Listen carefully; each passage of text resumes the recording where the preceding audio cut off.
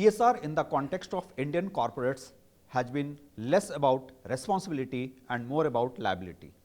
When it comes to the business of real estate, the track record has been pretty poor.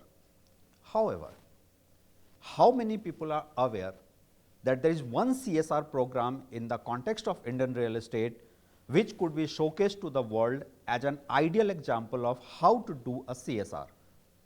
I am talking about the CSR program of Sobha Limited, the #1 real estate company in terms of its brand value, also has been rated #1 in terms of its CSR. Today, I have with me the gentleman who is the board member and trustee of that CSR program, someone who is driving it, and the company is spending as much as 5 to 7% against the mandatory spend of 2%. And I would like to ask him, what is it that is actually driving the Sobha CSR? Is it the charitable mindset, or is it something that is leveraging it to your brand also? Well, for Mr.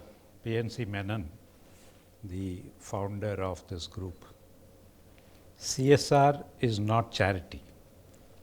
It is responsibility. It is not also a mandatory requirement as per company law, because that is something that has emerged very recently as an obligation that is to be met by companies of a certain character. But Mr. Menon started fulfilling his responsibility towards society long ago, long before the company law required him to do any such thing. He started doing his work primarily out of what he describes as the joy of giving. He feels that the society which made him what he is, it requires him to return his obligation towards that society. So he started giving back to the environment from which he came, primarily 3 panchayats in the district of Palakkad in Kerala, where he started providing comprehensive support to those who need it most. And what he has been doing is supporting them in the areas of education, health care, support to senior citizens, also to single mothers or young mothers who are widows. So there is a comprehensive, sustainable program where he does not compromise on the quality of giving. So just as quality is an important, a very important aspect of the business side of Sobha, anybody who visits our CSR projects will find that there is absolutely no compromise on quality when it comes to giving as well. What we have is an education program which includes an English medium CBSE school for 1,200 children. We also have a state education program, higher secondary scheme for children from neighboring government schools, and a full-time program of our own.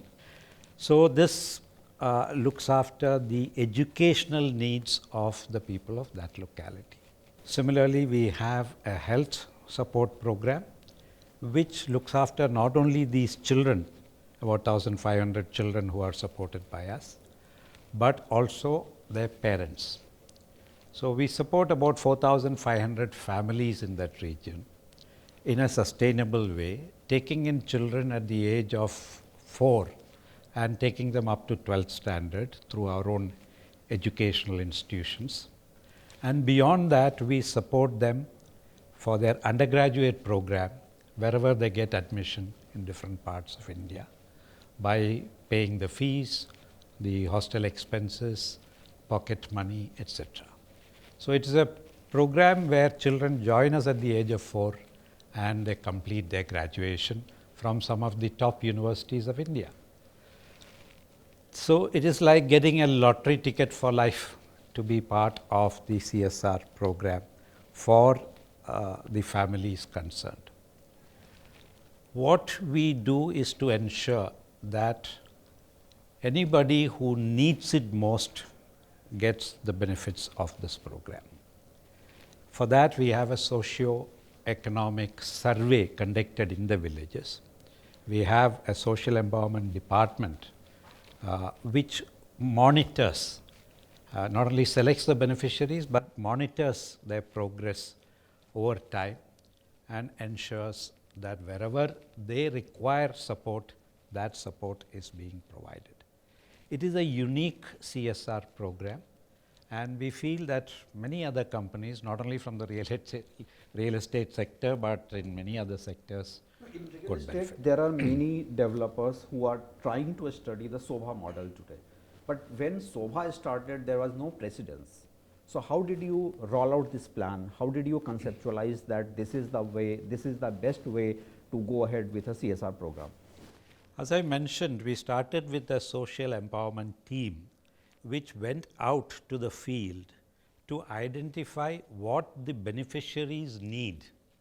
Rather than telling them that this is what you need, we made an effort to find out what are their priorities, which are the areas in which they require support.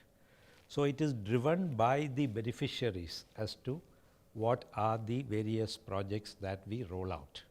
So it is not our going and telling them that this is what is good for you, but asking them what is it that they need. I think that is at the basis of the success of this program. Second, as I mentioned, quality. You can help people in many ways, but to do it ensuring the best quality. And this I found when I tell Mr. Menon, when we discuss details of programs, he says, I want to give these children the best opportunity. And that would be the same quality of opportunity that my own grandchildren have today. So we have provided in the school all kinds of facilities which you do not find in most CBSE schools in India. So it is an attempt to give the best to the people who need it most. And what is most satisfying about it, the children are doing exceedingly well. They are going to the best universities. They are competing with people who are far more fortunate than them, who have had the opportunity of greater exposure. And the sustainability of the whole program. We are not doing something for 1 year or 2 years. A minimum of 14 years is what the children spend with us from kindergarten to the 12th standard, and beyond that we support them for another 3 years. So 17 years being spent on each child. That is the long-term vision and commitment that Sobha has undertaken. Sobha has always maintained that this is not brand building exercise. This has not been done to ensure that we are seen as a respectable brand. But the fact of the matter is that this CSR initiative has helped your brand a lot. Well, yes. The purpose of undertaking such work is genuine interest in the well-being of the people. The area in which we have chosen the beneficiaries is an area where we have no projects as such. So they are not in any way connected with our employees or people working on our projects. So there is no such direct commercial sort of interest in our project. So it is divorced from that in many ways. But what we do is we encourage people to come and see what we are doing. We do not enlist volunteers. We do not take any money from anybody else, including well-wishers who come and see what we are doing, like what we are doing and wish to contribute. We do not accept any of that. We have a team of about 230 staff members who are full-time employees of the trust to implement the program. That's the kind of commitment that most companies, forget real estate, but even other big corporations in India do not generally take the trouble of having a team of their own to implement CSR themselves. They prefer to write a check and we avoid that. We do not indulge in checkbook philanthropy. We prefer to do our projects, give it thought and plan it properly, and implement it, as I said, with sustainability, which is really long term.